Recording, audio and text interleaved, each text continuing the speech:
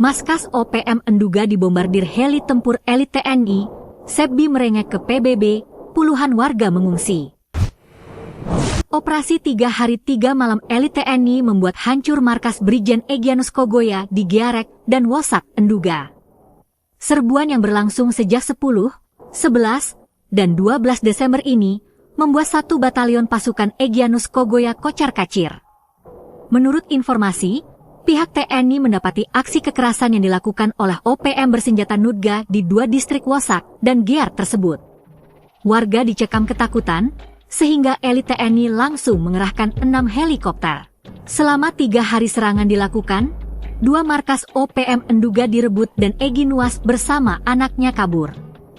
Namun, juru bicara OPM Sebbi Sambom terlihat emosi dan mengadukan serbuan ke dunia internasional. Pada tanggal 10 Desember 2025, bertepatan dengan Hari Hak Asasi Manusia Sedunia, aparat militer Indonesia melakukan operasi udara menggunakan 3 unit helikopter militer ke wilayah distrik Giarek dan distrik Wosak, ujar Sebbi Sambom dilansir Kamis 18 Desember 2025. Menurut laporan tersebut, operasi udara kembali dilakukan pada 11 dan 12 Desember 2025 dengan melibatkan 6 unit helikopter militer. TPNPB mengklaim serangan udara itu menyasar 2 distrik yang mencakup sedikitnya 12 kampung. Akibat serangan bom tersebut, banyak warga sipil terpaksa mengungsi ke hutan untuk mencari perlindungan dan hingga saat ini belum kembali ke rumah mereka. Lanjutnya, Sebbi pun menantang TNI perang terbuka di darat dan hutan, jangan menyerang lewat udara. Sementara itu, Direktur Eksekutif Yayasan Keadilan dan Keutuhan Manusia Papua, YKKMP, Theo Hesegem merespon kejadian itu, ada 45 warga yang mengungsi.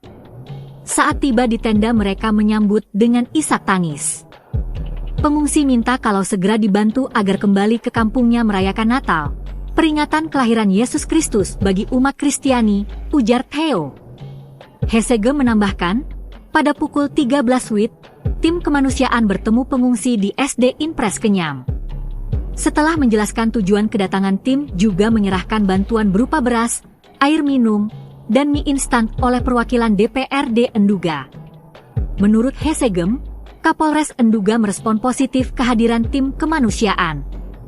Kapolres juga menyampaikan pada prinsipnya untuk urusan kemanusiaan Polres sangat terbuka. Kami juga sampaikan apresiasi dan terima kasih kepada Pak Kapolres.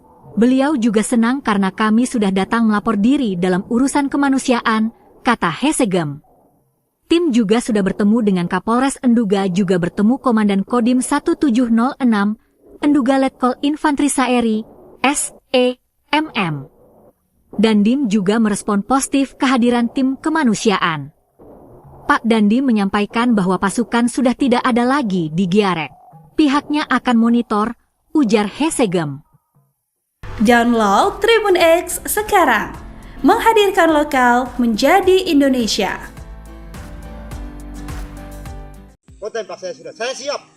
Kalau kau datang saya tetap layani. Kalau kamu lawan itu dengan TPN, OPM, kami tetap di Jalan Kuning di sini. Di dalam di masyarakat, Kasturun POM, lain-lain itu jangan.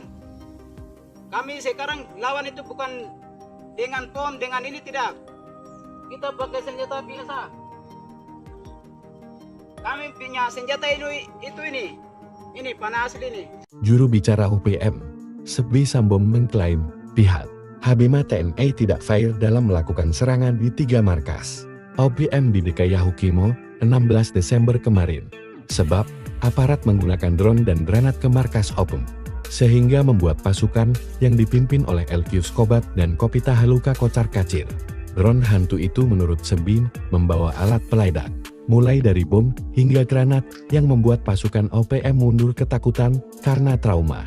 Sebbi meminta TNI fair dan berani bertempur 1 lawan 1 melalui peperangan darat dan hutan serta perang gerilya.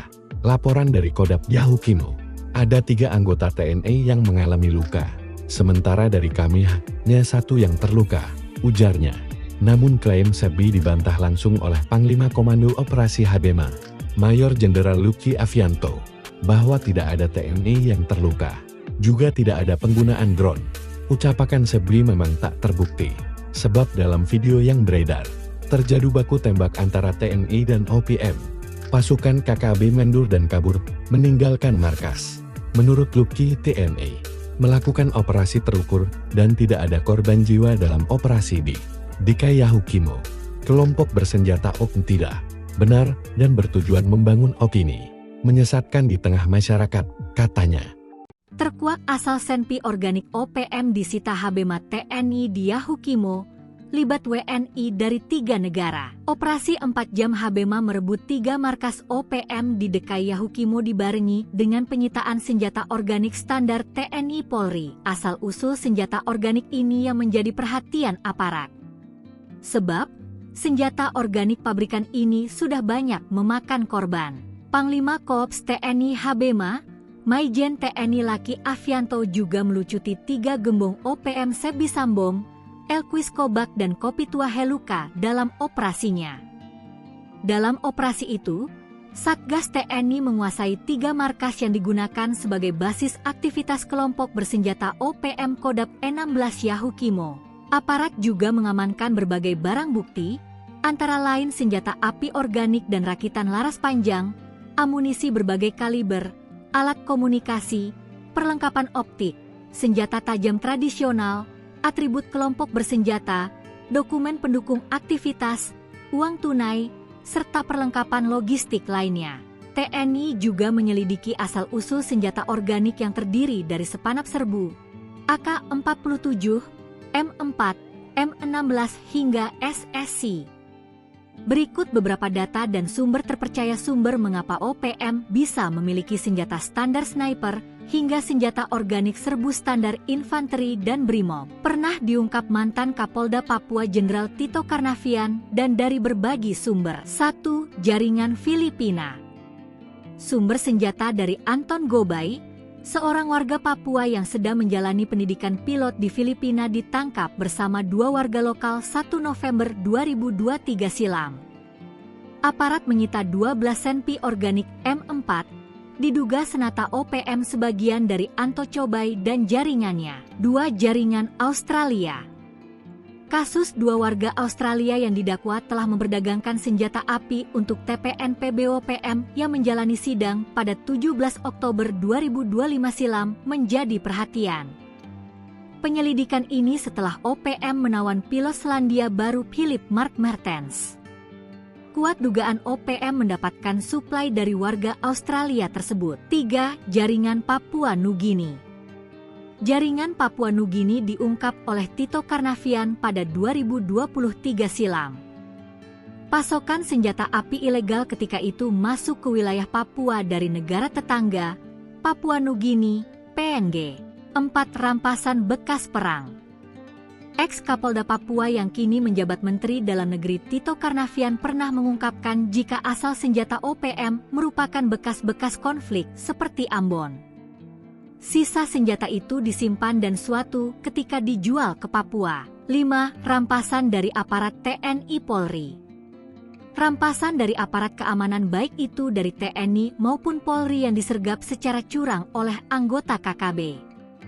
Contohnya Kopda Anumerta Amin Nurrohman gugur ditembak kelompok kriminal bersenjata, KKB, pada Sabtu tanggal 11 Oktober 2025 di Teluk Bintuni, Papua Barat dan senpi direbut. 6. Suplai jaringan dalam negeri.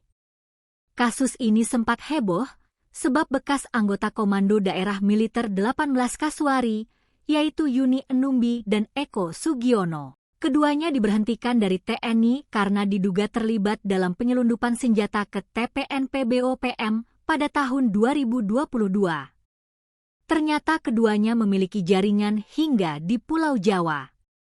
Buktinya, Polda Papua dan Polda Jawa Timur juga mengungkap jaringan pembuat senjata api di Bojonegoro, Jawa Timur. Jaringan itu terdiri dari Teguh Priyono, M. Kamaludin, Pujiono, M. Herianto, dan Adi Pamungkas yang diduga menyuplai senjata api ilegal